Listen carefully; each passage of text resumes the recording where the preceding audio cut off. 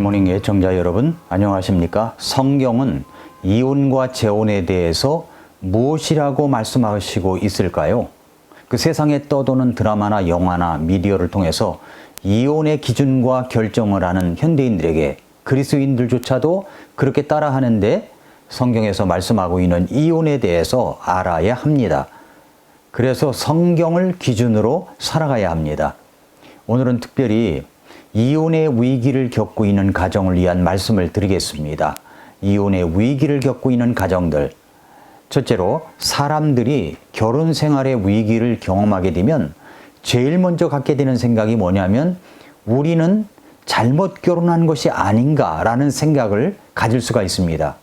뭔가 잘 안 맞고 싸우거나 다투면 하나님의 섭리도 없는데 우리는 결혼을 잘못한 것이 아닐까 하는 생각을 가질 수가 있다는 겁니다. 그러나 여러분, 일단 결혼하면 결혼이라는 것은 하나님의 뜻 안에 있는 것입니다. 결혼 생활 하다 보면 부부싸움 할 수도 있죠.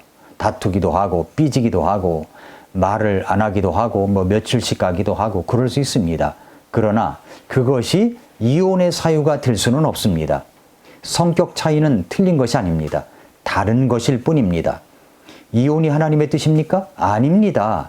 그렇다면 이제 우리는 더 이상 하나님의 뜻 가운데 있는가 없는가라는 문제로 고민할 필요가 없습니다. 내가 상대방에게 보다 합당한 자격이 있는 대상이 되어가도록 노력하는 끊임없는 노력이 필요할 뿐입니다. 두 번째는, 부부 생활의 위기를 겪고 있을 때 언제나 그 위기를 악화시키는 요소는 상대방을 비난하는 것이라는 겁니다. 지금 결혼 생활의 위기를 겪고 있다면 이 문제에 대한 나의 책임은 무엇인가? 내 삶에 무엇이 잘못되었는가를 먼저 살펴보도록 해야 합니다. 언제나 자기 눈에 있는 들보를 먼저 발견하도록 노력해야 하는 것이죠. 상대방을 정죄하는 일이 결혼 생활을 악화하고 재앙으로 끌고 가는 경우를 우리 주변에서 너무 자주 볼 수가 있기 때문입니다. 이 말투를 좀 더 예쁘게, 부드럽게, 자상하게 해야 합니다. 정말 말투가 그 사람의 태도입니다. 상대방을 향한 태도입니다. 말투를 고치지 않으면서 상대방에게만 비난의 화살을 쏟는 것은 대단한 착각 속에 사는 사람입니다. 상대에 대한 비난을 멈추고 자신을 향하여 잘못된 것을 찾아보아야 합니다. 세 번째는, 상대방이 만약에 부정을 저지르고 있는 경우에, 내 남편이나 아내가 부정한 생활을 하고 있다고 판단될 경우에는 어떻게 해야 합니까?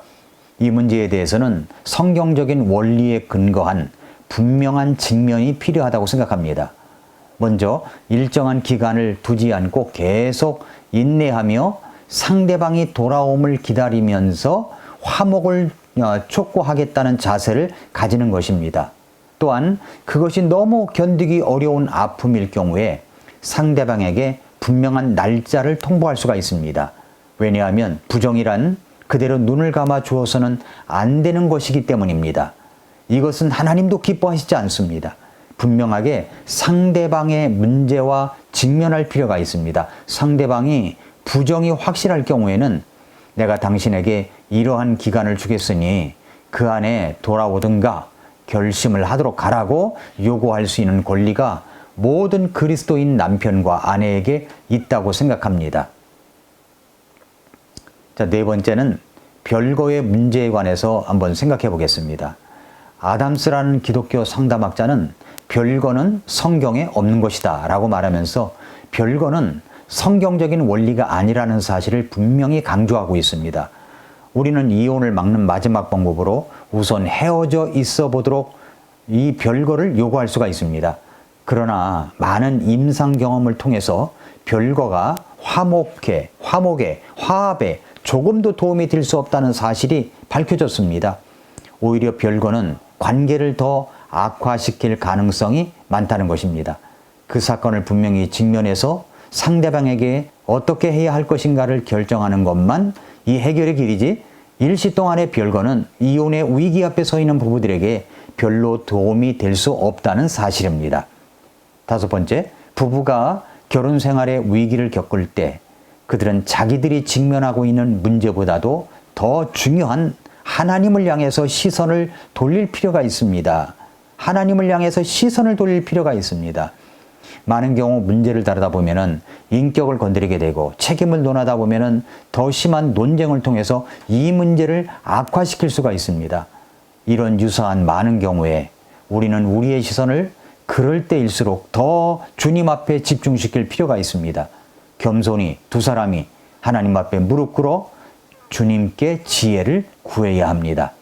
만약 그들이 참으로 해결을 원한다면, 만약 우리가 정말 참으로 해결을 원한다면 해결은 얼마든지 가능하다는 것입니다. 이혼에 대해서만 말씀드렸습니다. 그런데 교회에서 이혼자에 대한 태도는 어떻게 해야 될까요? 우리 성도님들이 이혼자에 대한 태도는 어떻게 해야 할까요? 그것은 그분들을 섬기고 돌보고 그 아픔을 함께 하려는 태도를 가져야 합니다. 저는 우리 교회 모든 성도님들이, 이 방송을 듣고 있는 분들이 이혼자에 대해서 지금 이제 소개할 아이들과 같은 태도를 가져야 한다는 것을 말씀드립니다. 이런 아이들이 있었습니다. 이런 내용이에요. 미국 인디애나주의 어떤 시골 마을에 브레인 튜머라는 병을 앓고 있는 15세 소년 브라이언이 살고 있었습니다. 이 병은 뇌종양과 비슷한 것으로 이 브라이언은 수술을 받고 방사선 치료를 받아야만 했습니다. 수술을 받은 후에 그런 방사선 치료 때문에 머리가 다 빠졌습니다. 그렇지만 이제 조금씩 회복되어서 학교에도 이제 갈 수 있게 되었습니다. 한 학급에 20명 정도 되는 시골 학교였는데 드디어 브라이언이 학교에 가는 날이 되었습니다. 그런데 브라이언이 학교에 오기 전에 반 친구들은 그가 머리털이 하나도 없는 모습으로 온다는 것을 알고 서로 연락을 해서 중요한 결정을 하나 했습니다. 그 결정은 그들의 사랑하는 친구인 브라이언의 자존심을 다치지 않고 부끄러워하지 않도록 하기 위한 것이었습니다. 브라이언이 고통 속에서도 당당히 이제 학교에 계속 나올 수 있도록 하기 위해서 반 아이들 전체가 머리를 모두 밀기로 했다는 것입니다. 브라이언의 수업 첫날, 이제 선생님이 교실에 들어와 보니까 브라이언뿐만 아니라 반 학생들 모두가 머리를 깎아 밀고 앉아 있었습니다. 아이들이 머리를 깎은 이유를 알아차린 선생님은 교단에 서서 그만 울었습니다. 그리고 모든 친구들도 같이 울었습니다. 고난의 현장에서 나눌 수 있는 최대의 위로는 바로 무엇입니까? 고통을 함께하고 함께 있어주는 것입니다.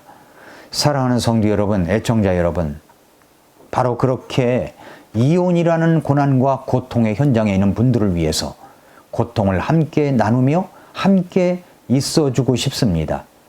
이제 더 이상 지나간 그 문제로 어려워하지 마십시오. 우리 주님이 있지 않습니까? 우리 예수님께서 여러분을 사랑하십니다. 그리고 여러분이 다시 일어설 수 있도록 도울 것입니다. 죄책감에서, 자책감에서 벗어나십시오. 주님만 바라보시고 나아가십시오. 지금 여러분이 할 수 있는 최선을 다하시면 됩니다. 오늘도 미라클 모닝입니다.